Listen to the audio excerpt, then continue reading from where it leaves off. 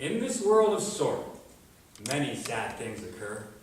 I will tell you of one, no doubt, you all have already heard. 'Twas in the town of Windsor, on a cold and dreary morn, 3,000 homeless people had to brave that storm. On Sunday, October 17th, the wind blew wild and fast. It caused great pain and misery that will, for a lifetime, last. Just before the break of day, the news rang o'er the wire. For God's sake, help save our homes from the fatal Windsor fire. The town was blackened with flying ash. All were days of fear.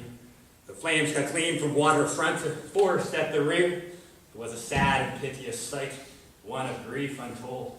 The mercy of the flames were the grave and gay, the young, the old.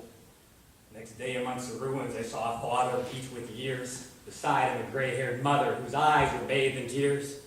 They sought and found their only son. He escaped the funeral pyre, but they lost their home like thousands more in the fatal Windsor fire. 'Twas in the town of Windsor, on a cold and dreary morn, 3,000 homeless people had to brave that storm. Just before the break of day, the news rang o'er the wire. For God's sake, help save our home from this fatal Windsor fire. From Halifax, the Lightning Express came dashing on its way with a troop of British soldiers to fight the fire's fierce sway. It was an awful disaster for this bright, historic town, for sons of Dows of the world, and for Windsor one renowned. We cannot be too generous, so please give to them what you can. They've proven long, long ago that they will help you like a man.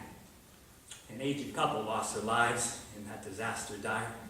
We pray to heaven to save us from another Windsor fire. 'Twas in the town of Windsor, on a cold and dreary morn, 3,000 homeless people had to brave that storm.